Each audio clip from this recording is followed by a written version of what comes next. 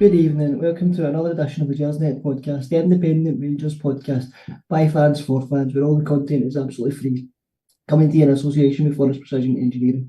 I'm your host tonight, Brian Orchin. As always, we'd encourage you to get onto the Gersnet website and check out all of our forums for your latest Rangers news and discussion. We're live tonight on the YouTube channel, and we'd ask that you continue to share the pod on social media, spread the word, and subscribe to the YouTube channel. Before I introduce my guest for tonight, I need to give another mention to our partners over at Forrest Precision Engineering. They're a Glasgow-based engineering company who have been a big commercial supporter of Rangers for a number of years, and we're delighted to have them supporting the podcast. If you want more information about them, please visit their website at www.forestprecisioneng.com. They also have a stunning executive lounge in the Ibrox main stand, and for more information on that, email the club at hospitality@rangers.co.uk. Right, now to bring in my guests, joining me tonight is firstly Stewart Weir. Stewart, how's things? Yes, couldn't be finer. Loving the weather today, earlier on. Good day in the garden, most part. Interrupted it in, momentarily to watch an old firm match and then went back to the garden and binged things. I can't say I blame you. Also joining us is Craig Ray. Craig, how you doing? Well, I've had better Sundays, not just because of the game, but as soon as the game finished, I thought, you know what, I'll cheer myself up with a Chinese. Then I went round and I realised that they didn't open until 4 o'clock. So, it's been a double whammy, a disappointment today. What a terrible day you've had. Before we get into the game itself, Craig, the first thing I wanted to talk to you about was the starting 11. Now, when the teams came out, that's probably the team that everyone wanted to see, wasn't it?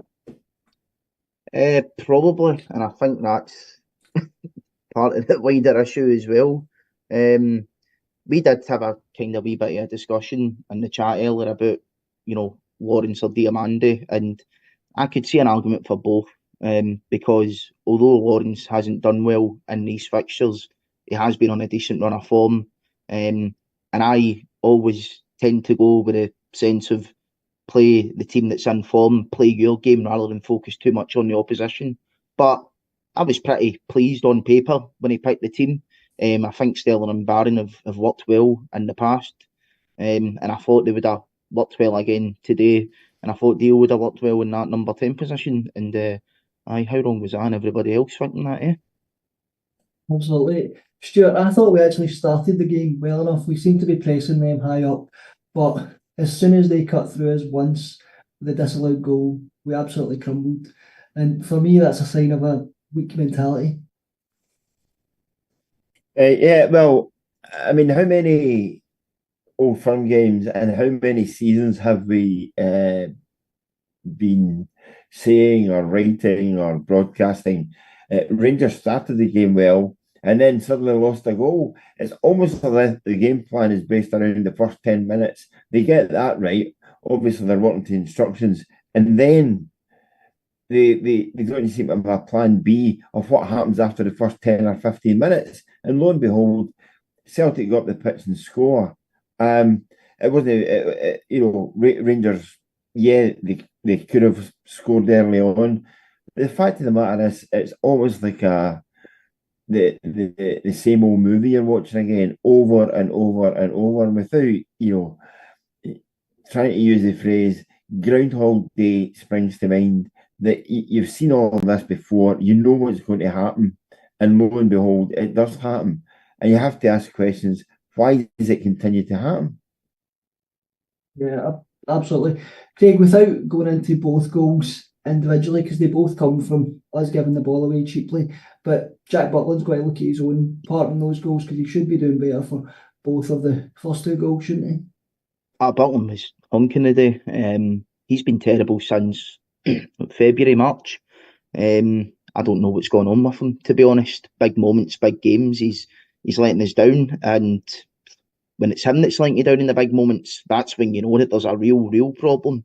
Games against Celtic last year, obviously the cup final, I thought he was poor against Dynamo Kiev at Hampden, and today again. I think first off, the disallowed goal, it was negligible. I've not went back and overanalysed it, but to be quite honest, if that's Rangers and they're getting that decision against you, I would have been raging.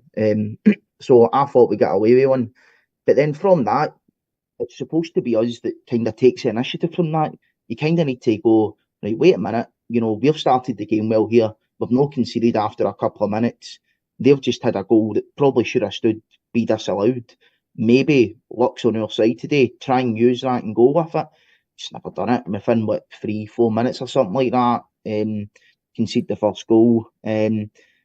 Comedy of errors, as per usual, in these games against Celtic. Matondo, whether he's being lazy or whether it is an injury that they mentioned on the telly, I don't know. I'd say if he's lazy, that's obviously bad, but if he's got an injury, then why is he playing?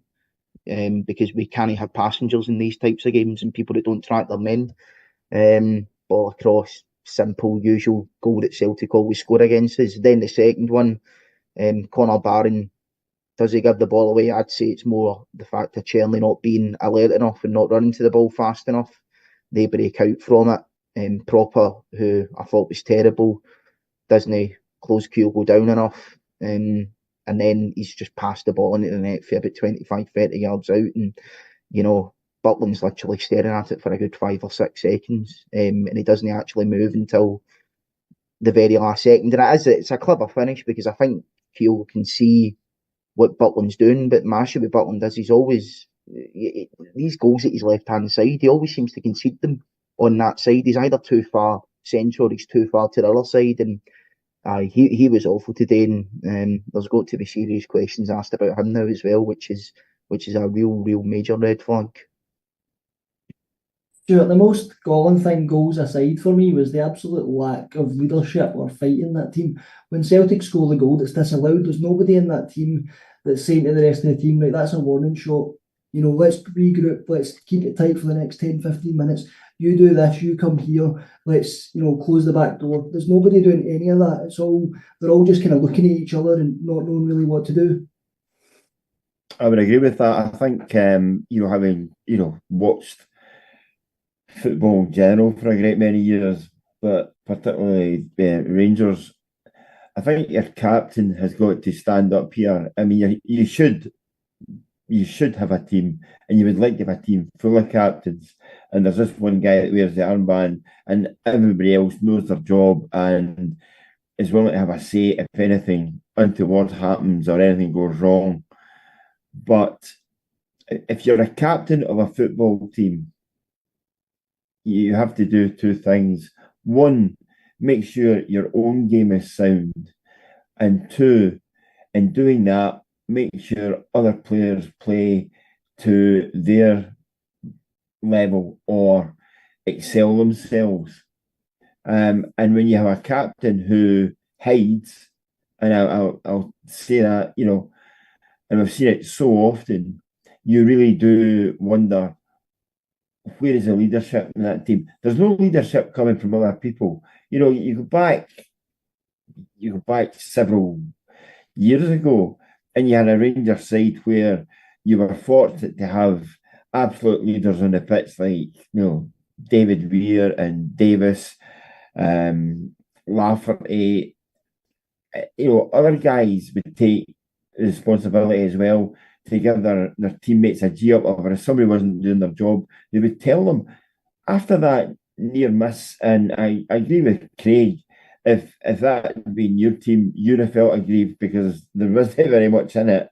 You really would have gone round the houses telling people, right, let that be a warning, let's not happen again, let's tighten up the ship, let's get the heads down and start grafting. There is nothing. It doesn't matter how fantastically gifted you are, what team you play in, who your teammates are, your individual skills and ability does not matter. Your effort and levels of effort should be 100% every single week. And when you don't get that, you can expect to fail. And Rangers are not doing that. They don't do that in the big games. They don't do it enough in the big games. And it's almost like, let's get off the pitch as quick as possible and feel sorry for ourselves. Stuart, you made a good point there about guys from even just a generation ago, your Davises, your McCullochs, your Davy Weirs, because see that team, that was the most technically gifted Rangers team ever, but They had heart, they had desire, they had fight, they had hunger. They wanted to play for the badge. You look at this team now, and it's similar in terms of, quality of player, right? Just in terms of their ability. Obviously, they're not all there in ability, but we're not seeing the fight. We're not seeing the determination that they guys have. And that's the thing that hurts the most. We as Rangers fans, we can deal with players not being good enough. My God, we've seen that many of them over the years. But when you don't show the heart, the desire and the fight to play for that badge, that's where the issues start. If you look at what Walter Smith achieved towards the end of his second spell, there was a Rangers team that virtually didn't change over 3 seasons. And people will say, well, that's because it was a settled team. By the end of it, that team was running on empty because they gave their lot every single week that they were called upon to give their lot. And, you look at the guys in that team, and yeah, there were some really capable players. Maybe it's only now you actually realise just how capable those players were and how good they were when you're comparing it to previous teams and previous generations. But you have to give your all. They should be scraping you off the pitch, whether they come off after 50 minutes, 67, 70, 80, it doesn't really matter when you come off. They should be guys out there with shovels lifting you off the pitch. And there was no sign of that today. In fact, I would go as far to say, worryingly, there has been no sign of that for so long within this Rangers team. If you go back to last season, that was Rangers had it in their in their sights to win a title. They should have won a title. The fact of the matter was that when the pressure went on, they crumbled. They absolutely crumbled. It was something like taking a pin to a balloon. All the air just spewed out. You had a possibility of going, 2 points ahead of your rivals. All you had to do was win 2 matches, and this team was incapable of doing that. And I know people said, well, it's difficult when the pressure's on. The ball, they crashed. They just didn't have it. And not only did they not have it, their manager at that point in time, for me, you had to start asking questions of what he was about, because there were changes he could have made against Ross County in the D, and even in the Old Firm game, that he could have changed to shape things or at least make things go a bit, a bit more smoothly, and he didn't. And he is as culpable as any of the players out there in the pitch today. Yeah, that's spot on for me. Craig, those teams that you mentioned of years gone past, they lost games. They weren't perfect, but they did go to places like Lyon and win and things like that. But they also lost plenty of games. But the one thing you could never accuse them of was chucking it. That was one thing that was never thrown at them. And for me, that third goal was a perfect example of this team just chucking it. We give Callum McGregor all the freedom that he needs to hit that shot. Don't get me wrong, it's a good strike, but how much time and space do we give him? And how many times do we say this before Old Firm games that we cannot give Callum McGregor that amount of time and space, and yet we keep doing it game after game after game. No, you're right, Brian. I mean, that's the thing. I mean, you can lose at Parkhead, and that team we're talking about, we've seen them be beat 3-0 at Parkhead a couple of times, but that seems to happen every time we go there. This isn't a one-off occurrence. And the thing that's really got you scratching your head is that, we've done the things that we've said we should have done for ages. We've said get rid of Lundstrom, get rid of Goldson, get rid of the really, really injury-prone players. We've done that, and yet we're still giving it performances like this. I'm always trying to take positive out of things for my sins. But I think the thing that really worries me today is the fact that I think the guys there that we're talking about who weren't interested to really let us down, it was your supposed senior players. It was your Taverniers. It was your Matondos who, all right, he's still relatively young, but he's been here for a couple of years. Your Dessers who, I do like Dessers, but he can't do it in these games against Celtic. It's quite obvious. Guys like that, they've been over the course. Butland even, they've been over the course and they've just not been able to do it. I think your younger guys like Jeffrey Barron, thought Jeffrey actually looked okay today. I thought Barron looked decent again. And I think Eagleman, to be fair to him, was thrown right into the deep end, coming on for that last 10 minutes or something. But I thought he put himself about well. I think I can see what the manager's trying to do in terms of developing, the young talent. But for me, the real issue is those supposed leaders that we have got just aren't cutting it. And I include even ones that he signed, as I said earlier, proper, he looks worse than Ben Davies. And that's saying something. And maybe I'm being overly harsh. Maybe he does need a bit of time to settle in and he will be good. I don't know. But guys like him, Diamande, who, I do think he's got qualities there, Diamande, but big games, again, he's not showed up. So, and these are guys that the manager signed. So as much as, I'm on the side of the manager, I want to still see him be here. I'm not nowhere near saying that we should get rid of him or anything like that. And I want him to succeed, but he does need to be asked questions, especially these guys that he's signing now who just aren't cutting it in these big games either. I sometimes wonder if that's the players get what it is to play for Rangers. I know they come there and go, oh, look at this big stadium. This will be brilliant when it's full. But at some point in time, they need to realise, go and look at the history of Rangers. Go and look at how many trophies they won. Go and look at the guys that have played for the club. I remember, under Advocat, the transformation at Rangers at that time was incredible. But you still had a hardcore players there who had seen it and done it for the clubs. Okay, the Gorhams, McCoys had all departed, but you still had guys there like Gordon Jury, and dare I say, even George Alberts. It didn't take George Alberts very long to get to know what it was to play for Rangers, and turned out to be a great player for Rangers, understood the fabric of playing for Rangers. For me, there's too many where it's just like, listen, I'll still get paid every fortnight. I'll still be able to go out and take my Lamborghini out and get it valented. I'm here for 3 years, well, 2 years actually, because the third year I won't give a toss how I perform because I'll no be here. And that mindset is absolutely disgusting. I mean, you look at guys like, you go back to Advocate, even go back just before that, when guys like Amoruso and Perini and all these guys suddenly arrived, and under Advocate, guys like Kloss and Newman and these guys arrived. How long did it take them? There was nobody sitting saying, and we were not sitting writing that, well, it's going to take these players a few weeks and months to get into the swing of things. Rangers were 3-0 down to Shelbourne, and they had 15 minutes at half time and came out and scored 5 goals. That's how long it took those guys to realise what it was about. And the current crop, for me, are totally liable for everything that's happening currently. Their mindset, their attitude, their fibre, the fabric of that team just ain't there. And I have to say, okay, maybe Philippe Clement's a nice guy, but and you saying there, Craig, I can see what he's trying to do with the young players.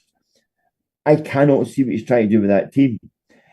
All he's doing with young players is giving them a game, and here basically say, you fill this position. There is no that sort of easily identifiable way that Rangers play any differently to what they were playing under Beale. Absolutely none. It's almost like you out there, and by the way, as you get up the tunnel, formally introduce yourself to each other, because once you get out the pitch, you will look as if you don't have an absolute clue what you're about. See, on you're saying there about the players that don't know what it takes to play for Rangers. See, for me, that's a failure for the top, because if you've got guys that are coming on big contracts, living it up in these fancy motors and fancy hooses, and they've not got a guy at the club or above them that can sort of guide them or help them, you need that. And big problem that we have at Rangers now is we do not have guys at the top of the club that get any football knowledge. We've got people who keep saying to us that they're Rangers fans, but what knowledge do they have of being in the game, playing the game? and that we need to get people like this on board to try and help these players come in and try and get them settled. And, I think as well, games like this, you're going to Parkhead, 60,000 Celtic fans. We are not helping ourselves in this situation when it comes to the tickets allocation. Now, we can all have an argument about who started this and who started that, whatever. See, the current situation that it was going to be the 5%, that is completely on us that we never had any fans here today because we completely effed up the redevelopment of Ibrox. And I can actually understand Celtic turning around and saying, nah, do you know what? If you can't guarantee that you're even going to be in your stadium for that game in January, we're not going to bother giving you tickets. So we need to accept our failures on that one. And I think, I'm not saying we would have won the game today, but I think if you've got maybe 3,000-4,000 Rangers fans there, it can help those players, and we're not helping ourselves in those situations as well. We need to give ourselves every single possible advantage that we can going into this game, and we're giving ourselves none because every time we've been to Celtic Park, when there's been no Rangers fans, we've been dubbed every time. And by the way, it's not even helping at Ibrox when we've got 50,000 Rangers fans because the players aren't good enough either. So, it's no good either way. Sorry, Brian, if you're sitting there waiting to ask another question, just wait another minute here. Carry on. I made a point months ago about the Rangers team and, how basically they'd won absolutely nothing, but could they wait to go into their Porsche Panameras and their Lamborghinis and their Bentleys and all the rest of it. And the Rangers team 30 years ago, they did a treble. In fact, they should have done back-to-back trebles for Ali Maxwell's clearance against Dundee United. That team drove about in sponsored Hondas. Nobody was interested in making a statement. They could have done. Big Haley could have come out there and driven his Porsche or his Mercedes or whatever it was. No. They all turned up in their Hondas. Why? Because the only thing they were interested in was showing how good they were in a Rangers jersey, not the flash trimmings of success away from it. And by God, there's some players in that team all those years ago that you look upon and say, oh, what was he doing in that team? How did he get in that team? By God, there'd be stars nowadays in the current Rangers team. And the point I was making that team based itself on the achievement and the trimmings of success were the medals they collected. That's why they had 3 and 4 and 5 League Cup winners' medals, 3, 4, 5, 6 Championship winners' medals, Scottish Cup winners' medals, unbeaten in Europe, that kind of thing. It didn't matter the trimmings of success. The success that they wanted and they really strived for was on the pitch. And I do not see that in any single player at Ibrox currently. Craig, a lot of that Stuart talks about in terms of that character and that knowing what it means to play for this football club, there's a lot of that responsibility falling to the captain. Now, I know people say that British clubs place a higher responsibility on the captain than should be, but the fact is that Tavernier wears the armband, that does come with extra responsibility, whether you like it or not. In the British game, that comes with extra responsibility as viewed by the fans. Now, when he's the one that's jogging about, as he was today, losing his man at the first goal, we all knew that he was going to struggle with Maeda today, and the manager and Tav didn't do anything to combat that. Are we just witnessing the rapid decline of the Rangers captain at the minute? Yeah, but I mean, he just didn't look interested today at all. Just didn't look bothered, conceding the goal. Oh, it's somebody else's fault. That's just kind of summed him up. I mean, Tav, let's be real. He obviously had an incredible season the year we won the league, and then the year we got to the Europa League final. See, apart from a couple of months renaissance since Clement came in, he's been rubbish since the Europa League final. Apart from that sort of 3-4 month spell where Clement came in, he's been terrible. And I don't know why he's not left. I don't know what the situation is. To my understanding, it's because I think Trabzonspor never bid enough money to Rangers, or Rangers wanted a bit more. As far as I'm concerned, we'd have the exact same situation as Cantwell in the sense that we should be taking anything for him. It's just a case of getting him off the wage bill and getting him out of here. That's the stage that we're at with him. And look, we're at the point now, the transfer window's shut. I know the Saudi window's no shut, so technically they might come in for him, but there's no point now because you're not going to be able to get a replacement until January. So we're going to be stuck with him probably for the rest of the season. So we need to get on with it. But one thing that we cannot do categorically now in these games, not just against Celtic, but your Spurs, your Man U's in the Europa League, he can't play in these games anymore. he can do a job against your Ross Counties, your Motherwells, whatever. That's fine. Their games will take care of themselves. And, we're going to need to use him at some point because he's still going to be here. But he cannot play in these massive games where he's just not got the legs for it now. That's him today up against Dyson Maeda, who, he's a workhorse, he's rapid. But strictly speaking, the Celtic fans don't really rate him in terms of his final ball or his output. Look at the Spurs Man U games. Marcus Rashford, I know he was terrible today for Man U. Garnacho, even Amad Diallo, guys like Son for Spurs, Kulusevski. If that's what Dyson Maeda's doing to Tav, what are they guys going to do to him? So, no, for me, the situation is what it is with him. We need to make the best of it for the rest of the season, but he can't continue to play in these big games for me. Just can't happen. Yeah, the Europa League fixture. Just say somebody made a point there. Rangers are now Dortmund to Celtic's Bayern. Look at you get one league in 10 years. At that same time, Dortmund were an absolutely cracking team, and you knew exactly what you were going to get from them. Okay, maybe they should have won a couple of Bundesliga during that period, and blew it themselves. But they were an absolute team and a team and a half. I'd love to share your enthusiasm, but I just don't see where Rangers are going to suddenly find the way to win a title. I know they did it under Gerrard, but Gerrard was building for 3 years to get that, and you knew there was a discernible style about Rangers and what he wanted to do. One of the first things he sort of got sorted out, it took him a wee while to do it, get his best permutation defensively in the back four, and that was who he stuck with. And lo and behold, Rangers won the title, hardly concede a goal, then go into Europe the following season and hardly concede any goals and got all the way to the final. That was based on people, I'm not saying even knowing what they were doing, I'm just saying people knowing not to make a mistake and to take the easy option at times.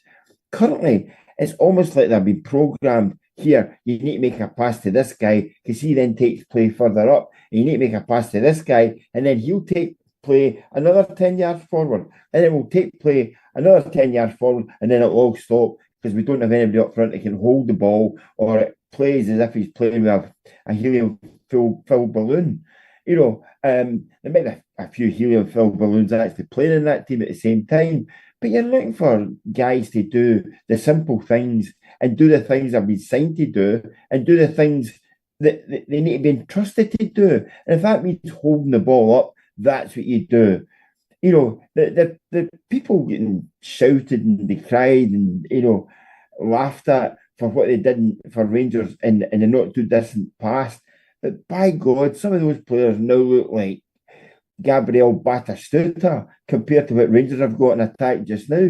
And that is entirely down to your signings, your scouting, and the research that you do in terms of how you go about making those signings.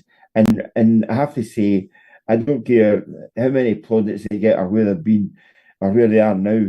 Some of the people that have brought some of the players to Ibrox just now should really take a look at themselves. And equally, some of the people that employed those people to make those decisions should really be looking in the mirror tomorrow morning. Aye. Yeah. Sorry, Brian, see, just because Stuart mentioned Gerrard there, right? And I'm not speaking about you here, Stuart, by the way, before you get or salty on me, right? But see, just for a lot of the stuff that I've seen the day on Gerrard, I think there's been a hell of a lot of revisionism from Rangers fans on him. Yes, he did know how to set up against Celtic. Yes, he did do a bit of a job on them for a couple of years. However, he still was a manager that watched Celtic win 2 trebles in a row. Now, I've not seen a Rangers manager survive 1 treble, win off Celtic, never mind 2. It doesn't happen. Okay, the argument is we kind of seen what we done. We could see what Gerrard was doing. That's fair enough. But I think under Gerrard, we were building up to the 1 goal, and that was eventually winning 55. We got there, but I don't think Gerrard was the right man to take us forward. I think Gerrard, it's fair enough, just leave it in the past. He built the club back up, but it's on us now to take the club forward.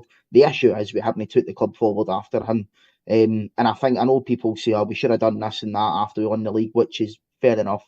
But I still think Gerrard would have left anyway, because I think he would have turned around and probably went, well, what more can I do with a squad, especially after not qualifying for the Champions League. So he was able to do a job in Celtic, although then again it wouldn't be difficult because we went for a record of having a 0% win record against them to like 50%. So I think a lot of people's opinions on him are maybe clouded just with the position we were in before. But I just wanted to say that on that. Yeah, well, let me tell you. No, wait a minute. He said he say and had a real pop at me there. No, he hasn't really. But I agree with what you're actually saying. That was the time then to give the team and the club a real shot in the arm. Okay, they brought Gio in, and you've got people saying, "Oh, to be honest, he you're all looking at the world through rose-tinted spec or blue-tinted specs about what Gio did." I remember Rangers losing 3-0 and 4-0 to Celtic. Yeah. I also remember Rangers getting to a European final, winning the Scottish Cup. I don't see any sign of that. And Craig saying about Tavernier and playing in European ties. I mean, just when you think it can't get any worse, all of a sudden you've got European games on the horizon after the international break, and that really could get embarrassing. It really could get embarrassing because I still think there's people up here who have no idea just how technically gifted and how super quick clubs are. I see that. I don't see them as often as I used to, but you only need to see it in the flesh to actually appreciate just how quick these teams are. And there are teams there that are, much of a muchness that playing in the top flight in England. But by God, they're so much better than anything that's playing here in Scotland just now. Yeah, Stuart, not only are they super quick, they're also super fit. And for me, that was the one thing we went today is we lacked fitness. And the manager did a lot of talking when he came in last season about the lack of fitness and how he was going to fix it all during pre-season. And I thought we looked miles off it today. And it was epitomised by Kyogo, who tracked back 50 to 60 yards to challenge Lawrence, where we've got players barely managing a jog at times. You're saying that, Brian. If you're saying that, there has to be representatives of Rangers sitting in the stand or in the bench that are watching the same thing. I just don't see how certain managers can instill that discipline into their players and others just don't see the failings in the first place. It's a dead simple. I know Chris Boyd said it earlier on, but it's always a really good gauge. It's a gauge that you've been using since you were a kid, sort of type thing. How many players of my team would get into your team? And today, the answer is 0. As many goals as Rangers scored at Celtic Park today. The thing is, by Christmas time, how many Rangers players do you think might get in that Celtic team? And I reckon your answer is still 0. Because I don't see how you suddenly engender the urgency into some of those players over that period of time to make them play differently. Unless Rangers get a free agent from somewhere, out the blue, Raquelme's sitting down the 100 and smoking 45s a day and drinking a slab with tenants for his lunch, but he still can pass a ball. Unless they come up with somebody like that out the blue, I don't see how they're going to change things. I mean, Conor Barron, I reckon, has been the best Rangers player this season so far for what he's come in to do and where he's come from. Just goes to prove. Actually, there might be talent out in the Scottish Premier League rather than looking elsewhere. Today, he was anonymous. I thought he was bullied and battered a bit. And maybe when the game was landing on top of him, he struggled a wee bit. But even in struggling, it was still better than some of the efforts that we got today. And again, that goes back to everything about people's attitude, goes back to people's, their will to win, their desire. Well, there's a dead easy barometer to see about Rangers. Forget European football, a good money spinner. If you qualify for the next stage, wow, that'll be an achievement. But here's a simple litmus test, the barometer of where Rangers can be. If Rangers are in the top 2 by Christmas, I reckon they'll have done well. And that's only 4 games. 4 games played this season, and already you're thinking to yourself, how do Rangers get back anywhere near Celtic? or how do they get in front of Aberdeen, Dundee United, or anybody else that's floating about, and how do they make that sort of second place their own? Forget catching Celtic. Celtic look out of sight already, but and I think we knew that from the first weekend. So there's a big major test coming from Rangers, and the thing is, anybody that's thinking to themselves, oh, they could rectify that in the January window. Listen, there's another flying pig. Yeah, the January window's hard enough in normal circumstances, despite never mind the fact that we're trying to, trim the wage bill and whatnot. Craig, after the game, there's plenty of blame to go around, as there always is in defeats such as these, but where the Rangers fans direct their anger? Is it a case of manager being let down by the board, or is the manager just as culpable here, and the players? I mean, I said earlier, no one here is completely blameless. Everybody needs to take their share of the responsibility. I think Colont's been dealt a terrible hand, but then you can say to him, well, you can do a wee bit better with that terrible hand that you've been dealt with. But if you're looking at the ultimate responsibility, for me, it's the executives of the club, it's the people that run the entire operation. If you run a call centre, if it's a call centre agent that's doing a bad job, who takes the ultimate blame for that? Their manager, the person above them, the person that runs the business. If you're running a supermarket chain, if the customer assistant isn't doing a good job, who takes the blame for that? It's the owner of that business. It's the people in charge. So ultimately, they're the people that have hired these people over the years to do the job. And hear people say that, John Bennett and, James Bisgrove at the time had only been in for a few months here and there. Well, no, I'm sorry. These guys, especially Mr. Bennett, they have been in for a very, very long time. And the amount of money that John Bennett's put in, you can't tell me that he's had no dialogue or input into any of the decisions that have been made, even at the time when he wasn't, vice chairman or actual chairman just now. At the end of the day, we have hired some people in vital roles that just shouldn't be there. And it's a massive, massive concern. If you look at Bisgrove, right, I think his job when he first came in was bring as much money into Rangers as you could.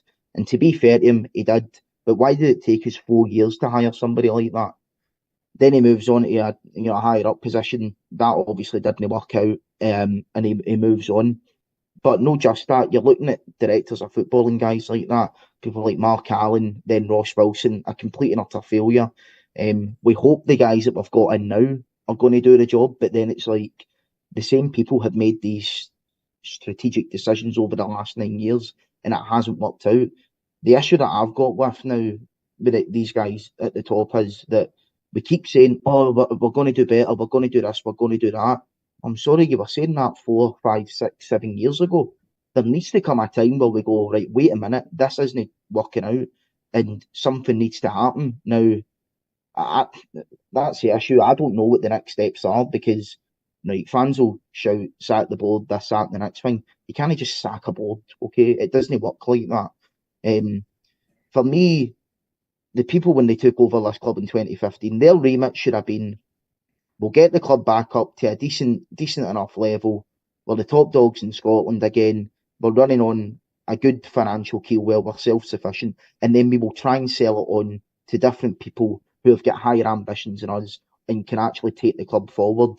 For me, the executives in charge, they just don't have the money, quite frankly, to deal with the fan base.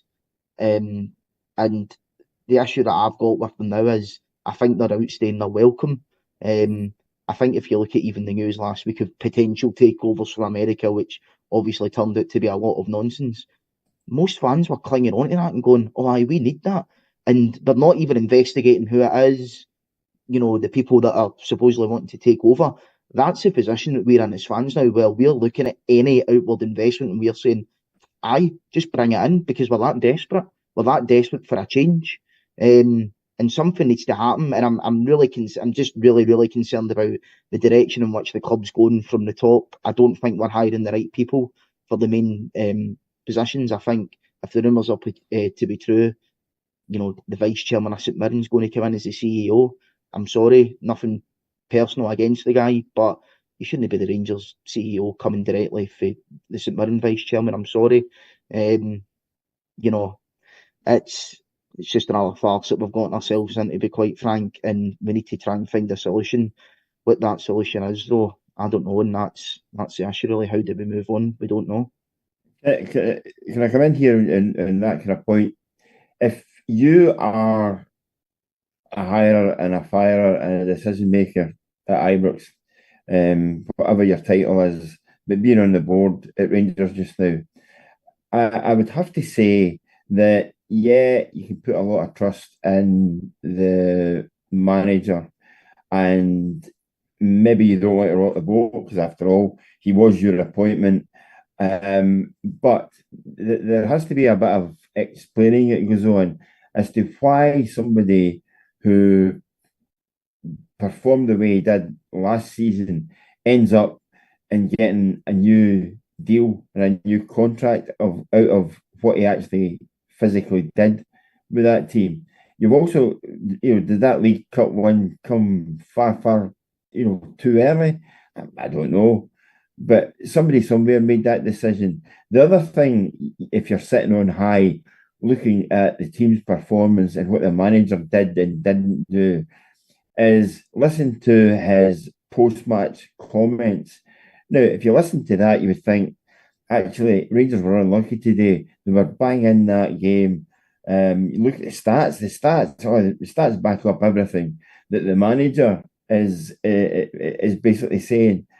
Whereas anybody who watched that game knows it's the old one about, lies, damn lies, the statistics. You have a manager who's hiding behind the statistics that says, oh, Rangers were in that game as much as Celtic. Nothing could be further from the truth. Nothing could be further from the truth. Somebody needs to get a hold of him and tell him, listen, this is not artistic gymnastics. This is not high diving. This is not a sport where you're given marks for interpretation or you're given extra points for looking nice in your uniform. No. The only thing that matters in football is scoring goals. And the only thing that matters in an Old Firm game is winning it. And he has fallen down on every single count. Please do not come back and think that Rangers fans are that, dumb that they'll actually believe what you're saying now. I mean, he takes a bit of watching for what he's going to come out and say in the future. And you sometimes wonder if somebody can make a defence of a day as bad as today by hiding behind the statistics. Oh, with as many shots as Celtic did, as many touches in the box, and all the rest of it. What is he making up when he's telling you about the players that are coming into Ibrox? Yeah. See on the comments, Stuart, right? I think I'll try and stick up for the manager here, right? Because I think, first off, right, the whole awful shots to target, that's a ridiculous statement, and he shouldn't be making that. But in his defence, I think over his piece here, he has been one of the only people to try and be open and honest with the fans as he can be, in the sense that we keep hearing him talking about we need to trim the wage bill. We can't keep going on like this. We can't keep doing this. We can't keep doing that. And also in his defence as well, we have said to previous managers, get rid of Goldson, get rid of Lundstrom, get rid of Roof, get rid of Jack. He's actually managed to do that as well. I think he knows what the problems are and he is trying to fix it. But and I don't think he's stupid as well. I think he knows that the players that he's got just aren't good enough, quite frankly. But at the same time, you need to kind of balance that way. If you just come out and say that everybody's rubbish, is that really the best man management as well? Because let's be honest, as much as we would all love them to come out and say, aye, you're crap, you're crap, you're crap, it's not going to happen and it's never going to happen. So he's probably saying something like that to maybe just try and, hang with the players' confidence up in public or something like that, and maybe hang them out to dry, which I personally don't agree with. But I do think that he's got a really tough balancing act in terms of trying to be really harsh with the truth, but also, trying to be as positive as he can be. I thought when it came to confidence, I thought that after the St Johnstone game and jumped over a barrier to take the acclaim of Rangers fans, that was to do with bonding and and networking, and to do with getting the team all pointing in the same direction.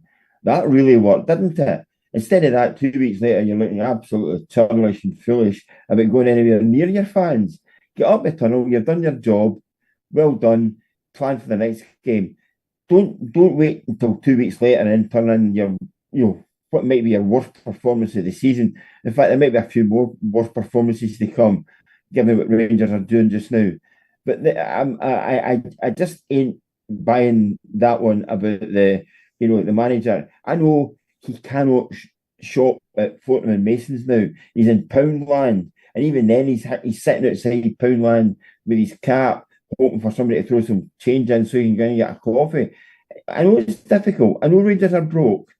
Somebody come out and should actually, again on high, should come out and say just how broke Rangers are. Where did the money go? Where have we spent the money? Here is we're looking for magic beans now, and somebody to give it a kick start.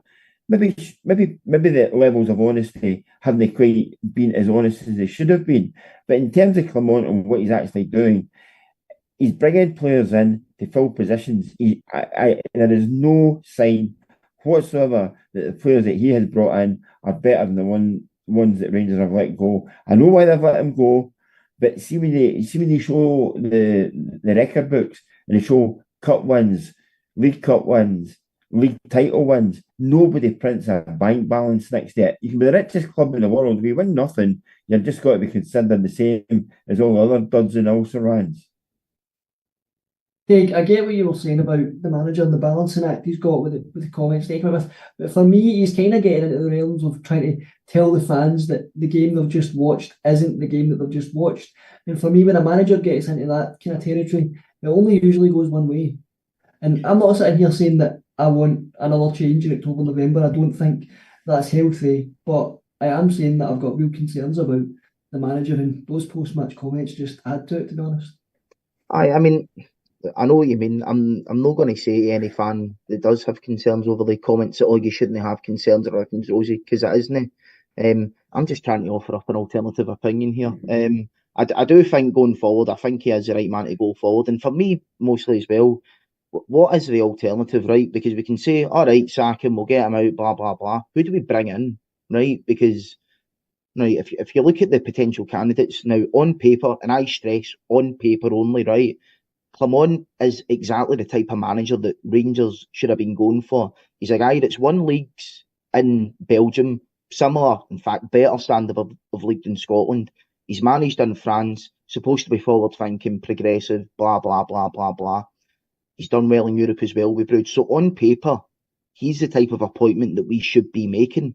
Now, if we sack this guy a year into a supposed long-term project, if we're going out to the market and we're trying to recruit managers of his similar stature and level, they're going to turn around and go, nah, no way, we're no joining that club.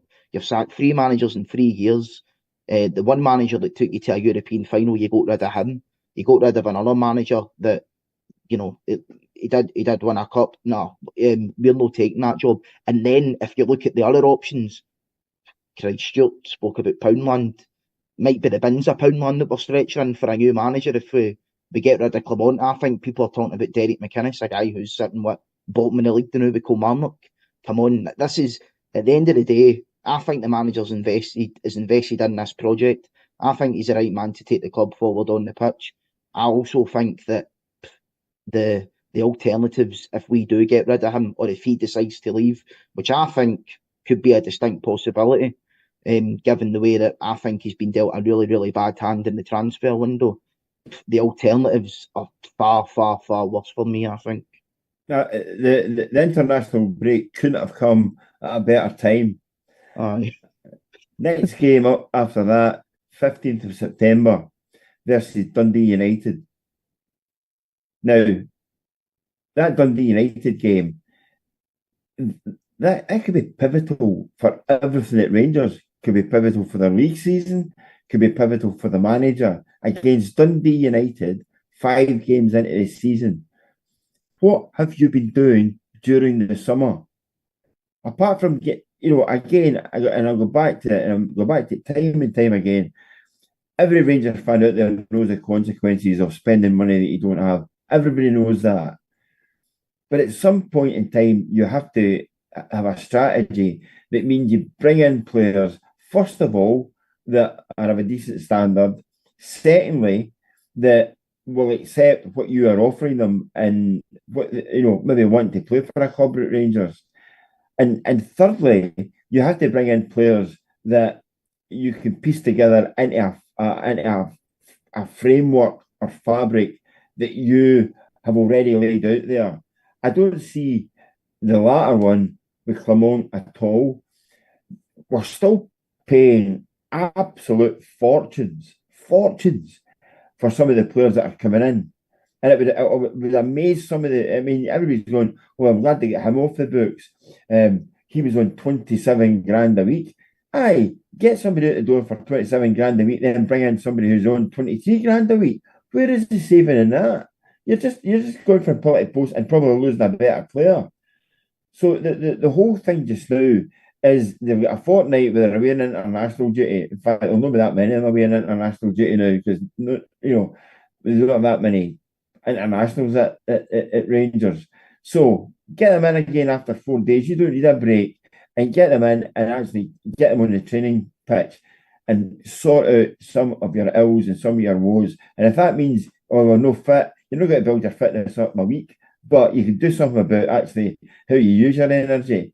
And running about and shouting at referees isn't a good way to use your energy. Trust me. Yeah. Okay, we'll finish on this one, but where do we go from here? Stuart's mentioned Tannadice. That already looks like a potentially season-defining game, as much as it sounds ridiculous to say that after 5 games, but it already looks like the season's becoming a battle for second and the title challenge is way off. Do we just need to accept that this is a bit of a transitional period? I don't think we should accept that it's a transitional period. I think realistically it probably is, but just because the reality of something is the reality of something doesn't mean that you need to accept that being the reality. I'll try and be a wee bit more positive, okay? 20 years ago, season 2004-2005, the infamous Helicopter Sunday double winning season. First game, we drew 0-0 away to Aberdeen. Match day 4, we get beat off Celtic at Parkhead to go 5 points behind. This season, we drew 0-0 away at Tynecastle, the team that finished third the season before. This year, we've been beat Celtic Park, match day 4 to go 5 points behind. We were knocked out the Champions League qualifiers by a team from Eastern Europe. I'll try and be positive in that one and hope that history can repeat itself 20 years later. But it's hope more than anything else. What you drink out of Pound Line?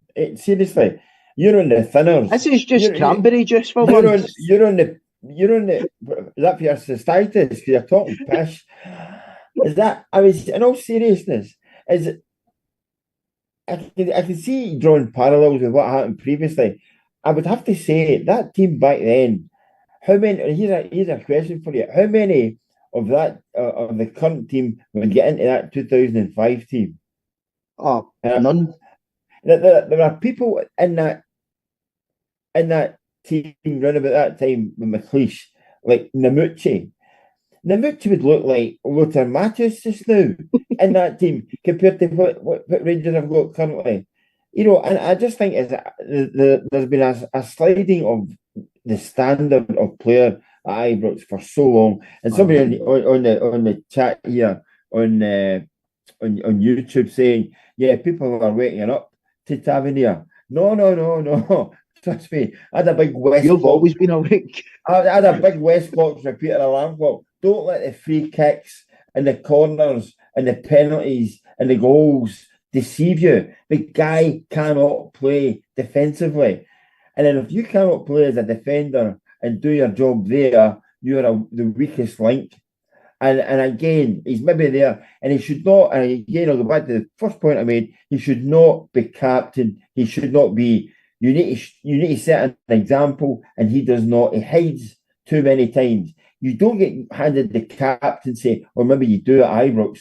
You should not get handed the captaincy on the basis of good attendance. That's not what you're looking for as a captain. No, definitely not. Right, I think we'll call it time there now, lads. I think we've dissected that one enough. All that's left for me to do is thank my guest, Craig. Thanks for joining. Pleasure as always, mate. Stuart, thanks as always. I'm going away to play with my new toy. We'll get demonetised for that. I'm actually trying to cut up some plastic here, and it's still on my desk here. I was trying to open some. You know, when you buy something, you need a Stanley knife to open your pack for this new Stanley knife that you've got. Well, that's exactly what I was doing. I'm going to order 4 pints. Yeah, I knew it would get you laughing at the end. Right, boys. Right, let's bring this one to a close. As well as being live tonight, the show will be available on all podcasting platforms, iTunes, Spotify, Acast and Stitcher. We'll return after the international break, preview our trip to Paradise. Until next time, bye for now.